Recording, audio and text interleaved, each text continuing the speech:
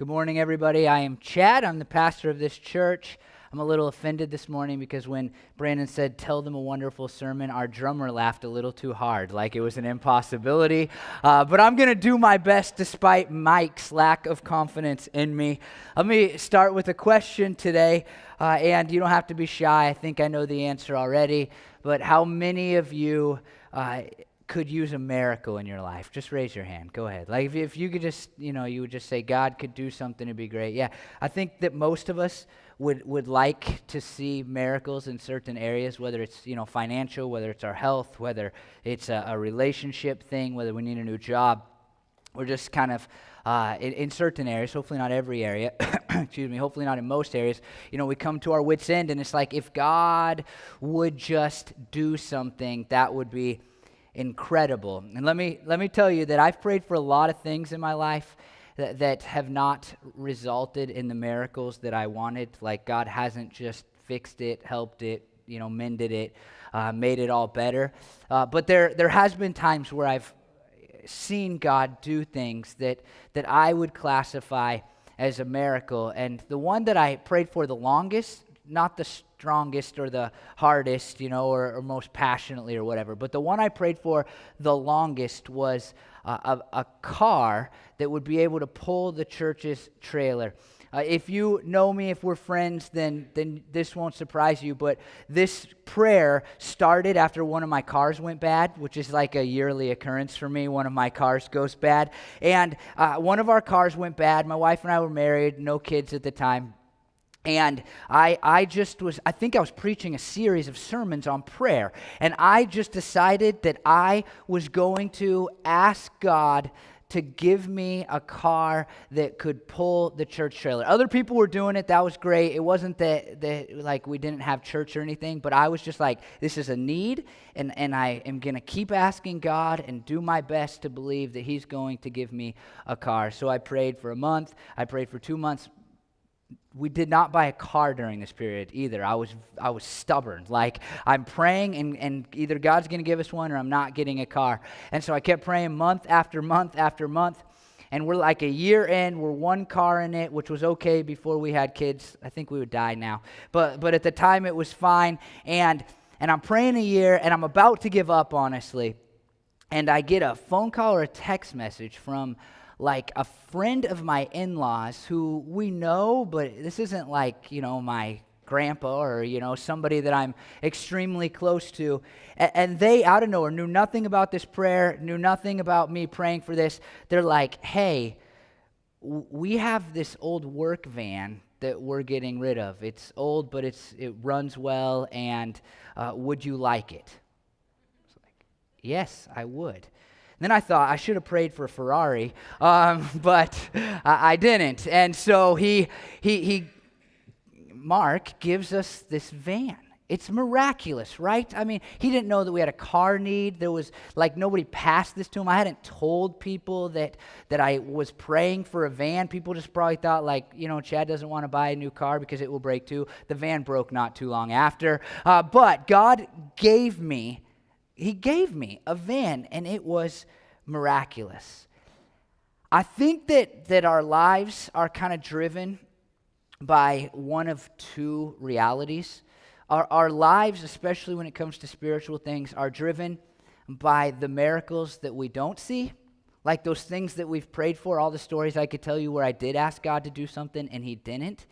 Or our lives are driven by remembering the miracles that God did do, the times when we've seen God show up. It's not explainable. It just is like, how did that happen? How did that work out?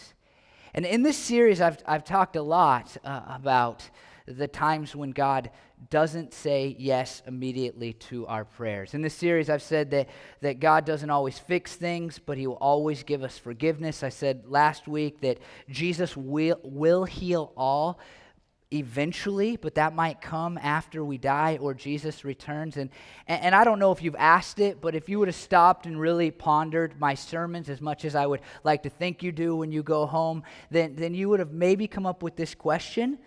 And it's the question I hope to answer today.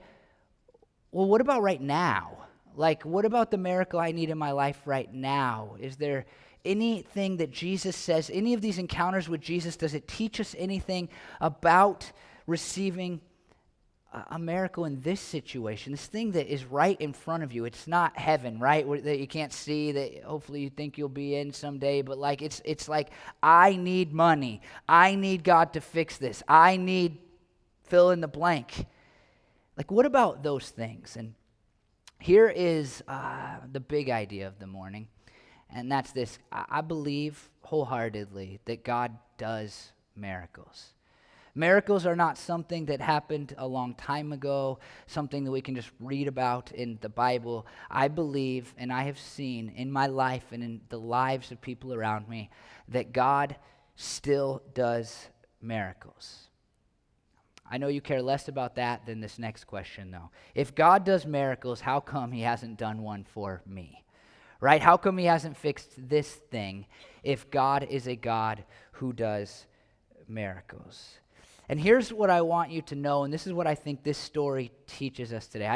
Look, let me just be up front. I don't have a sermon that's going to give you a magic formula on how to make sure that God gives you the miracle that he wants to give you.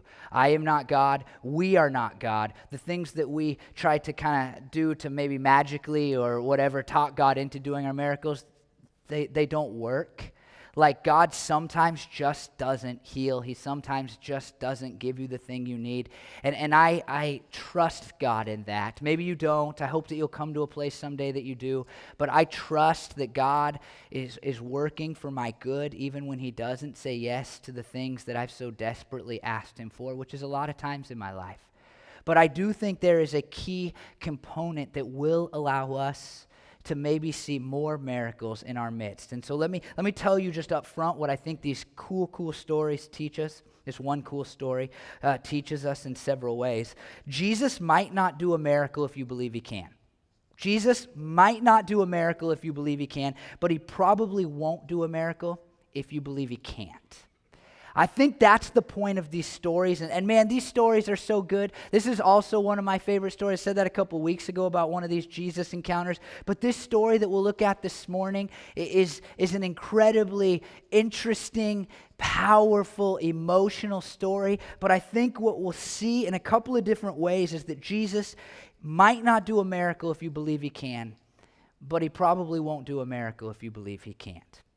And so these stories, look, so let me set this up for you. So 3 of Jesus' closest followers, disciples, they go up on a mountain with Jesus, and they encounter Jesus in this incredible way that I think a lot of us would like to encounter Jesus. Like, his humanity is pulled back. They see that Jesus is God in human form. He's bright like light and white. It uses both of those terms. Like, he's just shining and glowing, and this is what we really want when we need a miracle. This voice comes out of heaven and says, "This is my son with whom I'm well pleased. Listen to him." And this is the story that in all 3 of the synoptic gospels, which means Matthew, Mark, and Luke, there's 3 stories in the Bible about the life of Jesus that are very similar. And then there's one that tells the same story in a vastly different way called John. And in the 3 that are very similar, they always tell this story that we're going to look at right after this story of the 3 disciples going up on a mountain, a story that we call the Transfiguration, where Jesus is transfigured in front of their eyes into a glowing heavenly being. And in Matthew 17:14, this other story comes right after it too, and it says, when they came to the crowd, a man approached Jesus and knelt before him. Now, you don't know what's going to happen with this man yet, but there's a couple of principles right in this first verse. One of the principles I talked about last week, and that's simply this: you're not going to see a miracle if you don't come to Jesus looking for a miracle. Like, the thing that all of these people that encountered Jesus while he walked around on earth and saw him do miracles, the thing that they all have in common is that they all came to Jesus. We saw these demon-possessed guys who came up to Jesus. I have no idea why they came, but the New Testament, the Bible, when it tells this story, it says that they approached Jesus. Last week we saw that the people met Jesus. And then the paralyzed guy, if you remember that story, his friends brought him to Jesus. The woman who was bleeding for 12 years, she came to Jesus and she touched the back of his garment. And then the man who wanted Jesus to bring his daughter back from the dead. He came to Jesus. This language just permeates all of these stories. And again, it's just so important. It is an unavoidable idea that if you want to see miracles in your life, you have to come to Jesus. I know a lot of people who want God to do miracles in their lives, but they reject Jesus, and it's just not going to work. And then there's many of us who are Christians who love God and we serve God and we want to see God do something, but we relegate prayer, coming to Jesus, to this, like, if everything else doesn't work, it's a last resort, right? It's like, if everything else doesn't work, if I can't accomplish this in my own power, if I can't work hard enough to get rid of it or fix it or make it better, then I'll kind of, for 5 minutes, in the morning, I'll say, hey, Jesus, can you just make this better? Probably not even 5 minutes for most of us. And in these stories, these people, they come to Jesus because they realize that there's no other hope for them to receive the miracle that they are so desperately looking for. And that's the other part of what we see in this first verse, is that they are all desperate. I just don't think we're desperate enough to see miracles. We think, because we're Americans, and man, I'm not talking about you, I'm talking about me right now, like I'm this way, like I'll figure it out, I'll make it happen, I'll try harder, I will make a way. I think that everything about my background drives me to say, like, I can get this done. I will get this done, in fact. I will get this done. And the stories that we've seen in this series, including this one today, they demonstrate a desperation that I rarely feel. This guy comes to Jesus. He kneels before Jesus, which sometimes is an act of worship, but here it's probably meant to show he's desperate. He is begging Jesus to do a miracle. He's begging him. Now, if you're a praying person, if you're prayed, like, just think about the difference between your prayers, my prayers, and begging. Maybe we don't see miracles because we don't come to Jesus, and maybe when we do come to Jesus, we're not desperate because we're just asking Jesus to fill in some gaps. Like, hey, I can get most of the way. Can you just maybe do a little? And maybe Jesus is up there going, just be desperate for me to do it. And that's what these people are. They're desperate. And what this man is desperate for is said in the next verse. Lord, have mercy on my son, he said. All of these stories are stories of mercy. A Bible dictionary describes mercy this way: to feel sympathy with the misery of another, especially such sympathy as manifests itself in act. Another one says, to have the desire of relieving the miserable. It strives to relieve the distressed. Mercy is this idea of somebody feeling your pain and hurting with you, but then not stopping there, but then doing whatever they can do in order to alleviate that suffering. Compassion, right? You just kind of feel it. You feel compassion. You cry with the person. You say, oh, that sucks. I'm sorry that you're going through that. But mercy is saying, I feel compassion for what you are dealing with. And I'm going to do what I can to help you. Now here's the good news for Jesus, God, is that they have unlimited power to do. They can do what they want to do. God can do what he wants to do in your life, and Jesus can do what he wants to do. And so when we talk about mercy in terms of what God can do, we are looking at God and not saying, like, if it's possible for you to help, please help. We're just looking at God and saying, please pay attention to this and please do something for me. Mercy is a big idea in the New Testament because it doesn't just talk about the small sufferings. Sometimes they feel big, but the small things that we go through, mercy is applied in the Bible to a much bigger idea, and that is the suffering that we all face because of our sin. God knows, we should know, that so much bad exists in this world because we do things that are wrong. We have hurt our friends. We have been jerks to our family. We've said things to our spouses that we shouldn't. We've done things that are beyond what we say, right? That we've actually hurt people in physical ways, or we've hurt them financially. We've hurt people. We've done things that we know are wrong. We don't need a word for it. We don't need to know that it's called sin. We just know that there are things in our history that we regret and that we wish we could have back. Maybe it's not your history. Maybe it's this morning. As soon as you did it, you're like, man, I shouldn't have done it. And God looked down from heaven and said, look at what their sin has caused. And you may not make the connection, but the Bible does for us, that everything bad that you face, everything you deal with that's difficult, it all comes back to this sin thing.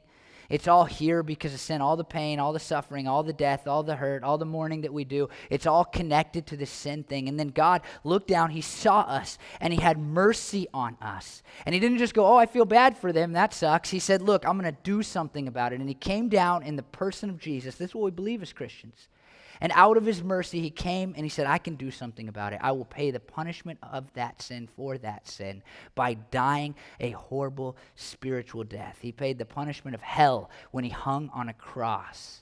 And then he rose again, conquering all the consequences of sin and death. And we get mercy out of that. And some of that mercy is realized now. We get forgiveness for our sins. We can enter into the family of God. We can have a relationship with God. We can come to Jesus and know that our sins are not standing in between us and him. But some of that mercy we do not realize fully until this life is over, when we live in heaven and everything is perfect. There is no more sorrow or mourning or pain or struggle or hurt or any of those things that we need mercy from. That's the story of Christianity. It's a story of mercy. But these people, they don't even know that. And they're just like, this Jesus guy, he seems like he cares about people. And I think he might just maybe have the power to do something about what I'm dealing with. And this man wants mercy for his son because in verse 15, his son has seizures and is suffering greatly. He often falls into the fire or into the water. Mark 9, 17 and 18 gives us more details. Matthew's really interesting. We've been looking at all these encounters with Jesus in Matthew. Matthew gets right to the point because he has a very specific point. He wants the Jewish people to believe that Jesus is the Messiah, in other words, the one who was promised thousands of years earlier that would come and make things right. Mark doesn't write for that same audience. He goes into detail. I described it last week this way. I think Mark starts every story mentally with, dude, you have to hear what happened. Because he just tells you more detail. And here's what he says about this story. Teacher, I brought you my son who is possessed by a spirit that has robbed him of speech. Whenever it seizes him, it throws him to the ground. He foams at the mouth, gnashes his teeth, and becomes rigid. I asked your disciples to drive out the spirit, but they could not. Mark also tells us that this boy has struggled from childhood. I don't know how old he is in this story, but he struggled since childhood. The writer Luke tells us that this was his only child, which makes this story to me more impactful. Can you imagine the desperation if your son, you believed he was possessed by a demon, but even beyond, even outside of that, like just the physical stuff, if your son was suffering from some form of epilepsy that caused him to gnash his teeth, to not be able to speak, and had almost drowned him and caused him to burn to death. Can you imagine the desperation of that? I fear more than anything in life my children dying. I don't worry about them in the ways that many of my peers do. I don't care if they fall and get scuffed up or get sick. They can suck on lollipops that they borrowed from other people. Not a big deal to me. But I fear genuinely. I think about it like almost to a fault. Like, could I make it through? If one of my children died, could I handle that? And I know people who have, but I've seen the toll it took on them, and I don't know if I could. And this man shows up with his son, possessed by a demon, throwing himself into a fire by the power of some spiritual realm that we can't even see. And he's desperate for mercy. The dad adds, I brought him to your disciples, but they could not heal him. And we'll come back to this, but I want you to notice something just so important here. Notice they could not heal him. They. In all three of the synoptic gospels, that same language is used. The disciples could not do the miracle. It's kind of the point of this passage. They could not do anything about this. And in verse 17, Jesus says, "You unbelieving and perverse generation, how long shall I stay with you? How long shall I put up with you? Bring the boy here to me." This is our first hint at really the point of this entire story, the point that's meant for us in this entire story. The unbelief points back to the culture's unbelief in Jesus as the promised one, as the Messiah. They don't believe. The religious leaders at the time, we talked about this a couple weeks ago. If you missed that sermon, go back and listen. They cannot stand Jesus. And it's not because Jesus isn't awesome, because Jesus isn't good, because Jesus isn't doing positive things. Everybody seems to know that. They're bothered because he's a threat to their jobs. He's a threat to their security. He's a threat to their popularity. They don't like him at all. And so they are teaching twisted things about Jesus. Things that don't even make sense given the stories we're looking at, like, hey, this guy's getting all his power from demons. That's a weird thing for demons to be so helpful to heal so many people, isn't it? But they're teaching these twisted things, and they're having an influence on people who are watching the miracles, but then looking at the religious leaders and saying, well, I guess I'll interpret it through your lens. And Jesus looks at this group and is like, man, you're so unbelieving and you're so perverse in your belief system. And it's standing in the way of miracles. The opposite of belief is unbelief, driven by perversity. And generally it's not like perversity in kind of the way we think of perversion, but just in how the world twists us to think wrongly about who God is, and more specifically who Jesus is. We think of him as just a nice guy. We think of him as a hippie who never really taught anything that important except love people. We think of him as a world-changing individual, but we don't think about him as God in human form who came to save people from their sins. We don't think about him as King of Kings and Lord of Lords. And that stands in the way here of miracles, and I think it could stand in the way of ours. Think about how you pray again, if you're a praying person. When you pray, do you sound like a person who kind of maybe just thinks Jesus is cool, or do you sound like a person who believes that Jesus is all powerful and all loving and all good and even gave his life to save you? Our beliefs can be twisted like theirs, and here's the reality. I'll just say it again. Jesus might not do a miracle if you believe he can, but he probably won't if you believe he can't. If your mind's been twisted to think that Jesus is just some okay guy, then you're not going to see the miracle that you hope for. Mark again provides us more details. So they brought him. When the spirit saw Jesus, it immediately threw the boy into a convulsion. He fell to the ground and rolled around, foaming at the mouth. Jesus asked the boy's father, "How long has he been like this?" "From childhood," he answered. "It has often thrown him into the fire or water to kill him. But if you can do anything, take pity on us and help us." "If you can," said Jesus. That's like the most real line. "If you can," said Jesus. Everything is possible for one who believes.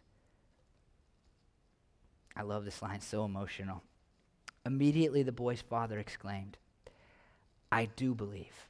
Help me overcome my unbelief."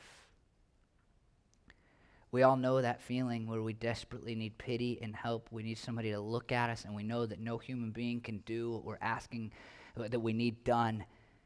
And that's where this guy is. Like, there's no chance. There's no hope for this boy, and he's desperate for Jesus to do something. But that line, "If you can do anything, if you can do anything."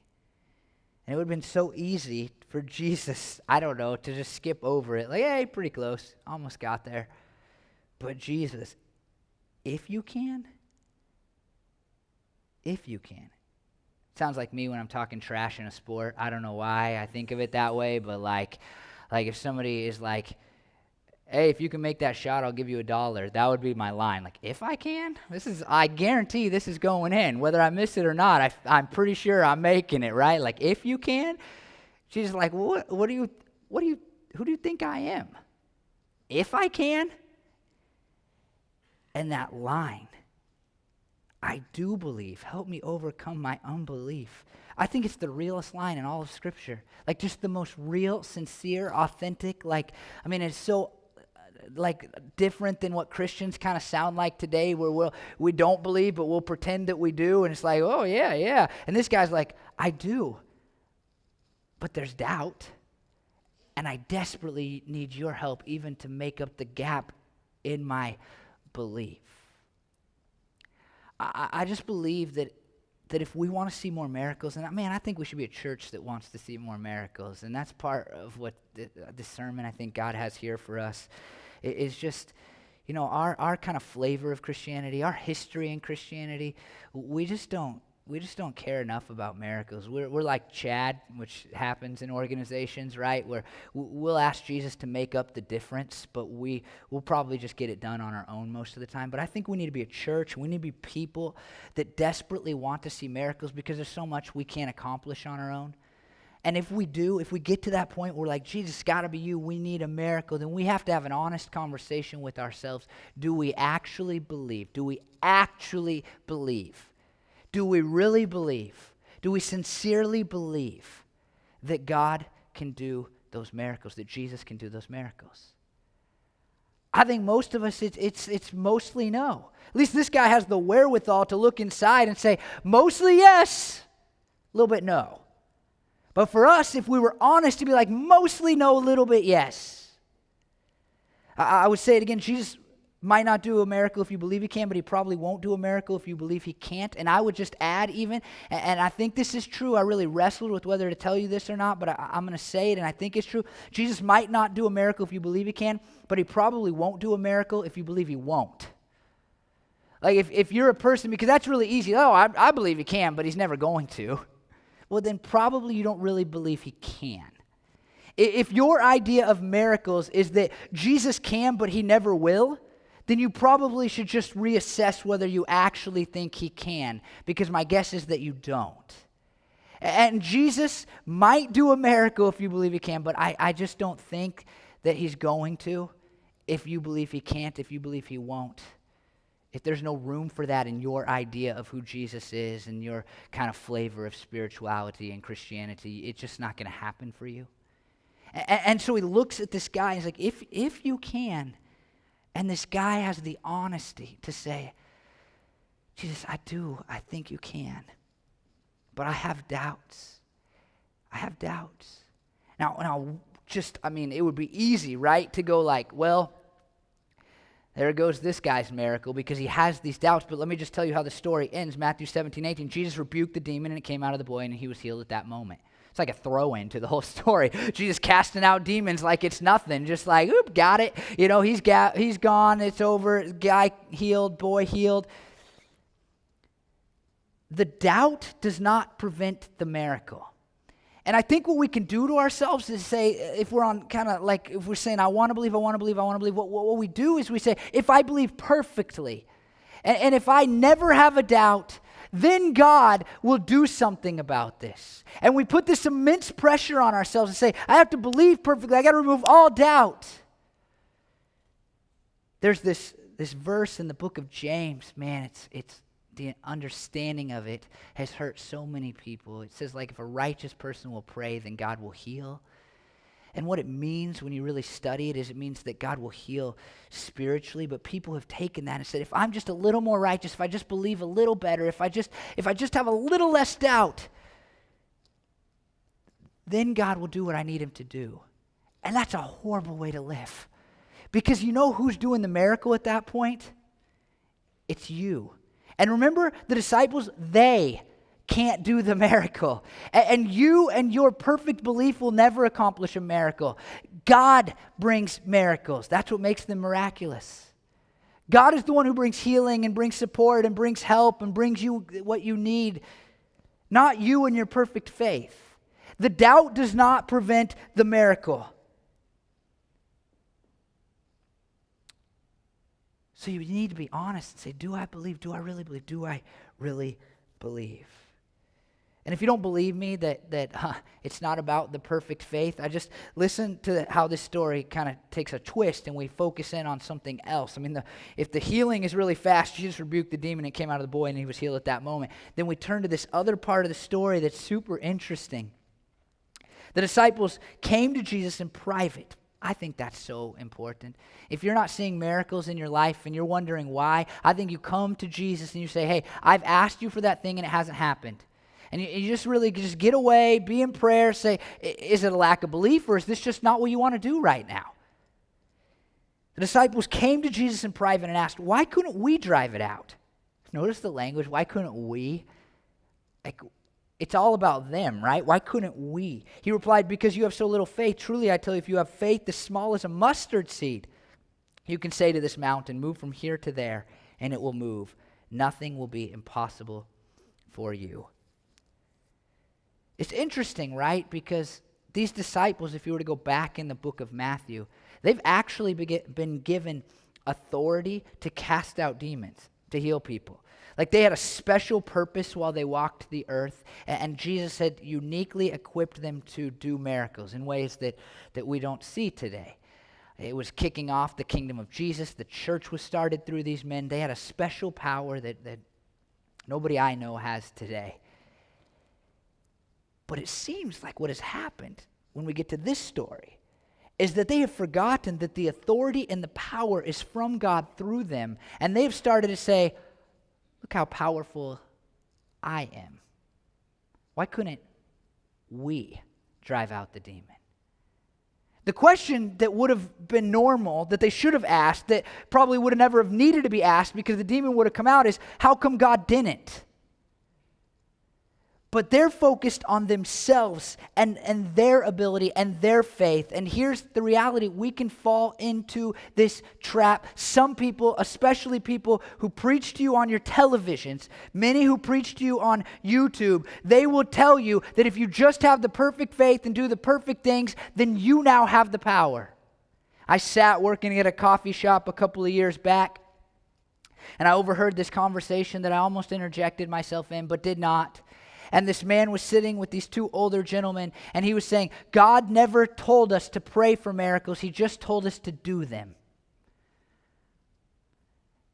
The focus is on you at that point. As fate would have it, I was invited to an event, a small group at a house for another church. And the person said, hey, this is going to be really cool. That was inviting me. It was one of my roommates.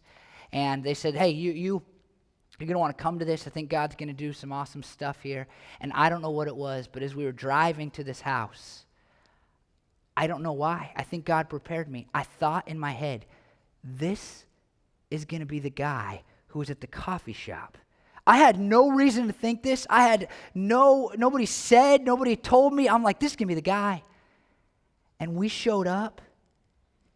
And he made people feel like if God didn't do a miracle in their life, then it was their fault because they didn't have the right kind of faith. I saw him heal a fungus. The fungus didn't go away, but he told people it would be gone in a few days. The same time frame I'm sure that medicine would have done. It was a disaster of an event. And I know people, I can picture people in my head. Guess knowing would be overstated. That I was able to stay up on through the years, and it hurt their faith because they said, what did I do wrong? How come we didn't get the healing? How come we didn't get the powerful movement of the Holy Spirit? I need to say again that God might not do a miracle if you believe. He might not. In fact, I should turn our attention to the end of or to later in the Bible in 2 Corinthians 12, 7 through 9. This is the Apostle Paul, one of the greatest men of faith. One of the reasons that we sit in a church today was because of the work he did for God. He says, therefore, in order to keep me from becoming conceited, I was given a thorn in my flesh, a messenger of Satan to torment me.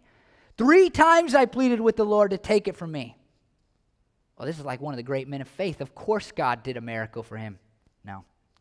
But he said to me, my grace is sufficient for you, for my power is made perfect in weakness. Look, here's the deal. If you believe perfectly with no doubt, if you're like, I do believe, and You don't even have to help me with my unbelief, because I believe God may not do a miracle. And I love that. I know that sounds bad if you really need a miracle this morning, but I love that because I can look back on my life and see times when God didn't do the miracles I asked him to do, and how it turned out so much better than what I planned for originally, had God done the thing that I asked him to do. You see, if God did every miracle that we asked him to do, then we would just be God at that point, right? And we would be very bad at it. I'm a huge Garth Brooks fan, you know that. Some of the greatest lyrics ever written are "Sometimes I thank God for unanswered prayers." Sometimes God just says, no, not happening.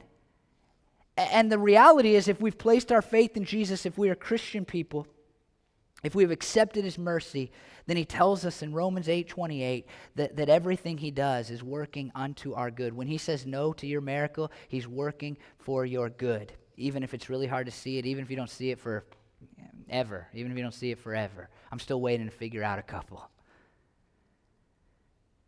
The point is not that God will do everything you want him to do if you just believe. But the point is that we must believe if God is going to do miracles sometimes in our lives. The point is always what we see in the last verse of this passage, and they were all amazed at the greatness of God. Miracles point to the greatness of God, not the greatness of your faith. Miracles point to the greatness of God, not to the greatness of your faith. And if you sit like the disciples and say, man, I'm just going to believe harder and better, and then maybe God will do something, it's not right. Say, God, I want to believe. Help me to believe. But do what you think is best, God. I would say one more thing as we think about how it points to the greatness of God. Remember now, this all happened in the shadow of the Mount of Transfiguration. That's what we call it. This mountain where Jesus had been transfigured before their eyes. And isn't it so interesting? He says, look, your faith is too little, but if you have faith the size of a mustard seed, which is the smallest seed they would have known. So hey, your faith is too small. Your faith is wrongly directed, I believe. But it's not about your amount of faith. It's about faith. Because if you just have the smallest little speck of faith, then you can turn your eyes to this mountain and say, move from here to there, and it will move. And I believe what Jesus is saying in this is, if you just have a little faith, then you can move the power of God. You saw me transfigured. You saw how glorious it was. You saw how powerful it was. Just focus on the mountain. Try to believe that being me, the glorious being that you just saw, will do something, can do something. And if I don't, I don't. So here's the takeaway. I'll say it again one more time. Jesus might not do a miracle if you believe he can. He might not. I don't want you to leave here and just go, well, if I just perfect faith and all that, then I'm going to get whatever I want. Jesus might not do a miracle if you believe he can, but he probably won't do a miracle if you believe he can't. And we need to be people that do our best to believe that he can, and even believe that he will. Not every time, not whenever we want him to, not on command. This is not some kind of magic where we snap our fingers and turn God into our divine butler. This is us saying, I believe God can. I believe sometimes he will, but I'll trust him even when he doesn't. Question isn't about how much faith you have, but whether you are actually placing your faith in Jesus' ability to do miracles in your life. And so here's the takeaway. Here's what I want from you. Here's what I hope that we will do as a church, and that what you will do as an individual. I hope when we leave here today and we go into our weeks, we'll think about what we thought about when I asked you to put your hands up at the beginning, like, what miracle do I need? And we'll bow before God and we'll say, Jesus, I really want to believe that you can. Help my unbelief. We'll do our best to believe that he will even do a miracle, and we'll beg him to do that miracle for us. Really beg him. Like if you were just at his mercy, if you had no other choice, no other chance, no way out, no better plan, you just said, I beg you, God, to do something about this.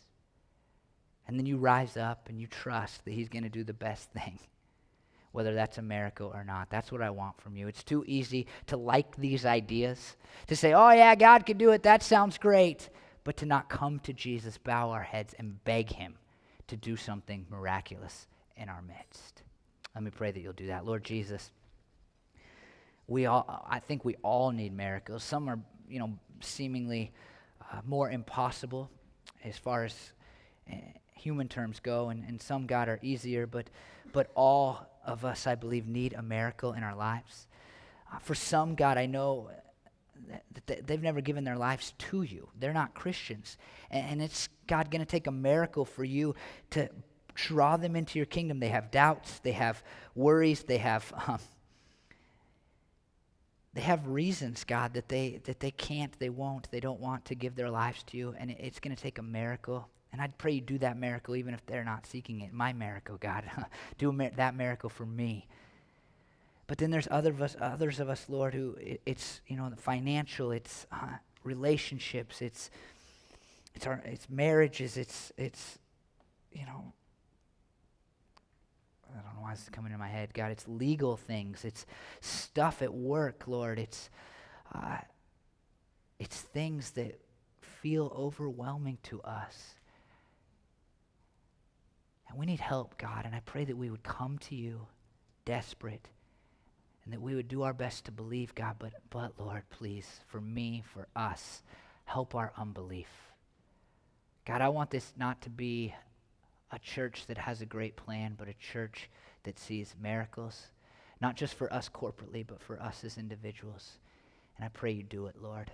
Not by our power, not because of our perfect beliefs or whatever, but because of who you are, because you are a glorious God who is full of light and who shines bright and powerful. Thank you, Lord, for all the times you've said yes to me and all the times you've said no. I pray these things in your name, Jesus. Amen.